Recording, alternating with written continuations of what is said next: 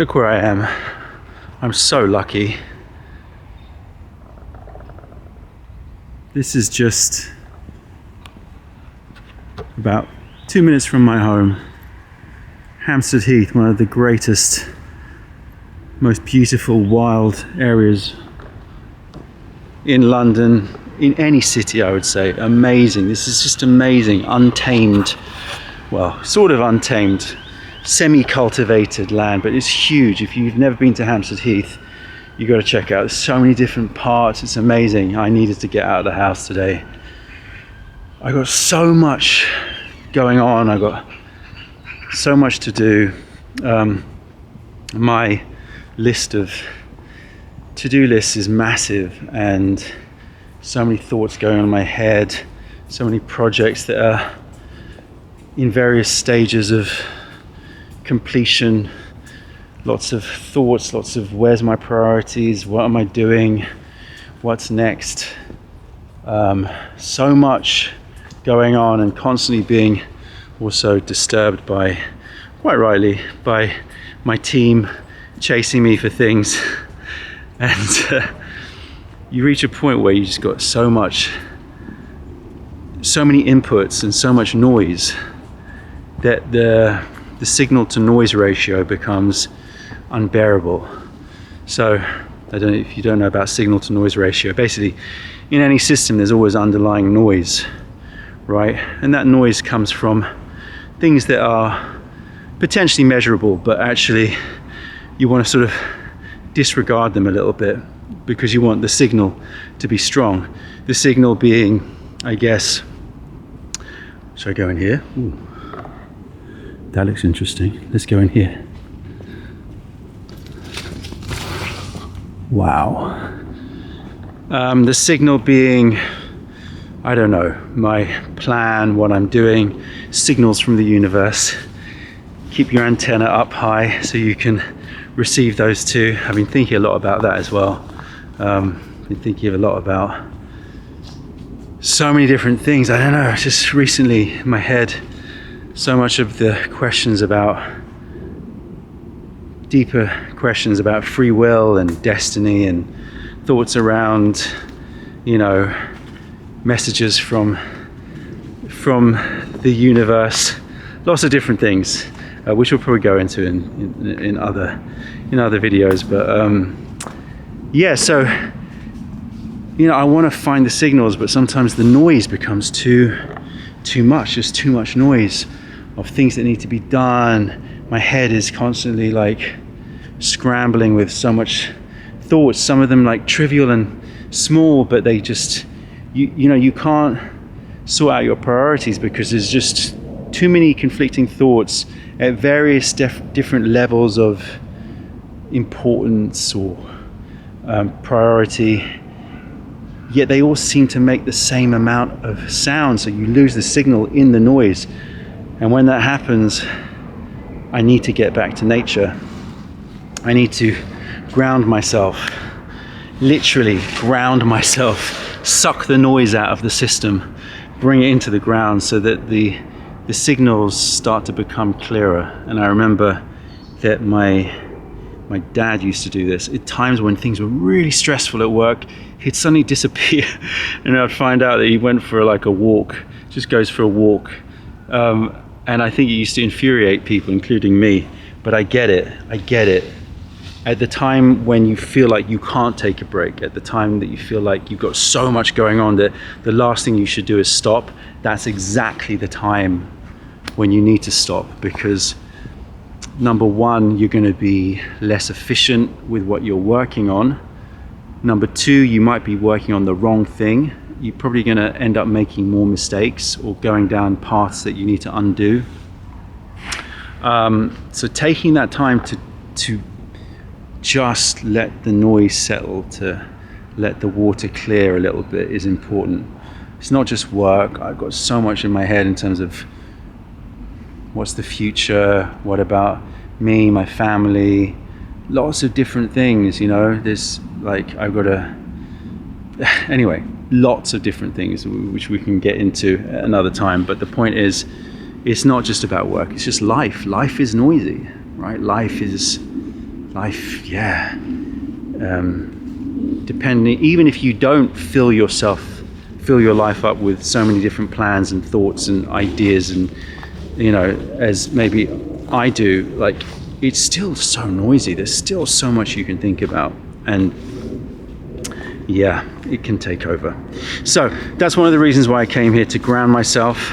Another reason is I've got to think of a name for a tea, and it's driving me mad. And sometimes the best thing to do is get out of the home and just try and clear your mind. And this tea cake, the cover of it is a forest. So I'm hoping that I'm just going to get a bit of forest wisdom and inspiration here. Look at that. That's crazy. That tree fell down. Let's go and check it out. Go and smell those roots. Pick up a bit of sensorial pleasure. That's another thing that grounds me. So one of the reasons why I love food, drink, senses is if you've got lots going on in your head and it's all cerebral and it's all like planning and thoughts and worries and anxiety and stress, and even like if you're excited and inspired and you've got lots of thoughts in your head, it can get just too busy.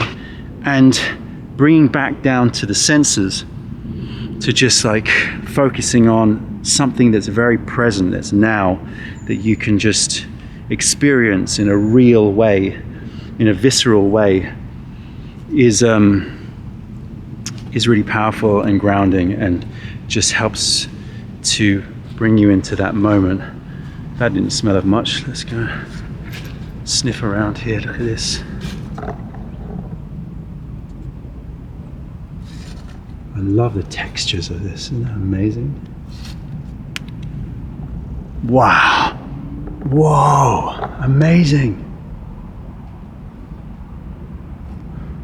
That smell of damp, slightly rotting wood.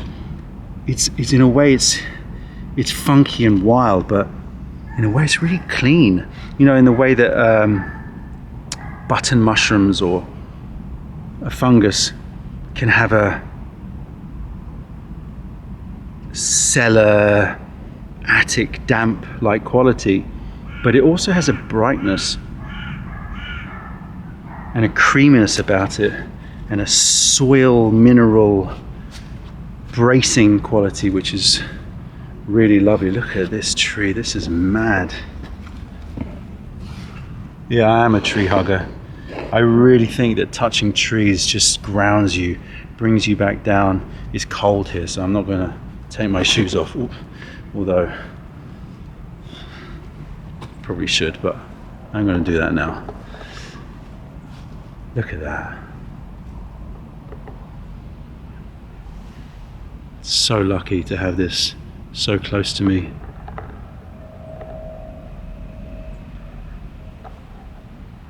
And I think it's just something about this time of year. I'm speaking to you in January, and you work, or at least I think most people sort of work really hard up to the end of the year. They push hard.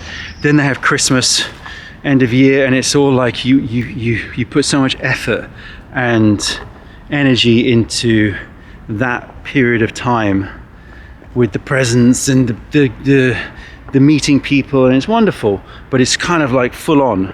And then you think, okay, then I'm going to have a bit of downtime to like focus on what happens next. The problem is that you don't have any downtime. The Christmas period is like a few days, and that's it. Then you're like straight into January, and everyone's like, Happy New Year, all right, let's go. And it's like, whoa, hold your horses, peeps. Like, let's like take a breather. I kind of wish we followed the old Julian calendar. Ooh, wrong way. Yeah, wrong way. The old Julian calendar, the old Julius Caesar calendar, where the new year started with the equinox in March. So theoretically, not theoretically, actually, we celebrate New Year's just after the winter solstice, right? So we celebrate New Year when the days are starting to get longer again, if you're in the northern hemisphere. But that's kind of like celebrating or like marking the beginning of the day just after midnight, right? Or something like that. It's just when you're starting to now get closer towards, daylight. So it's kind of weird to me that we celebrate the new year just right when winter, the darkest days of winter are over, and it's starting to get a bit longer days. We don't celebrate the beginning of the day in that, dawn, when we actually have that light again. That's when we say this is the beginning of the day. And in a way, it makes more sense to me, or it feels like it should be, that this is a time, January and February, is a time of quiet and of planning and of just, taking stock, which is kind of what I feel like I want to do right now. But then life goes into gear and everyone's like, right, new year, let's go. And there's this part of my head that's going, oh my God, I've got to try and keep up with myself and make sure that this year is a good year in terms of being successful, in terms of work, in terms of getting projects done, in terms of completing lots of tasks that have been hanging on. And it's just too much. It should be a time for chill, for planning, for quiet, just like the best times for meditation are sort of before the sun rises, just in that early time. And then March, spring equinox, like end of March, that's when the new year with all of its energy and vigor should begin. So I kind of wish we were in the Julian calendar. I mean, if you think about it, so September, 7th month, October, 8th month, November, 9th month, December, 10th month. January and February should be the 11th and 12th month, and we should be focusing on our new year in March. It makes much more sort of sense to me. I know that there's a million reasons why. Probably that's not the way that it is, and we follow the Gregorian calendar. But the ancient Julian calendar, I'm pretty sure the new year started in March. And I feel like I would like that. I would like to just take if in an ideal world, January and bits of February would be me sitting and clearing out the house and just resetting and trying to formulate what my priorities are, both in terms of work and personal life and family life, what I want to do, and then launch into it with full rested energy come March time, as opposed to trying to deal with it in the post-Christmas New Year hangover, because I think that's what it was, right? In the Roman times, they used to have this massive, I imagine, some crazy sort of orgy and orgy of food and all sorts of other orgies, during the dark winter, solstice. And then January was recover from your hangover and get your head clear and focus on what's happening next. But nah, not us. We just go straight into it. I just saw a load of fungi over here. Look at that. You can smell that. Ooh. It smells sort of winey, has an almost alcoholic quality to it. This is amazing, isn't it? This regeneration that happens with these fungi is incredible. It has a fermented quality, weird, kind of sweet, slightly sickly, slightly a bit nauseating, just. Anyway, there you go. So that's why I'm here. I've got to come up with a name for this tea now. So I'm going to just try and focus in on the forest and see if I can come up with some words. It's so hard coming up with tea names these days. It's come up with a brand name every time you release a tea cake. So we'll see what happens. But anyway, just being out here, I can feel like it's clearing the noise and just bringing me back to the greatest moment of them all. The only moment that exists, the present moment.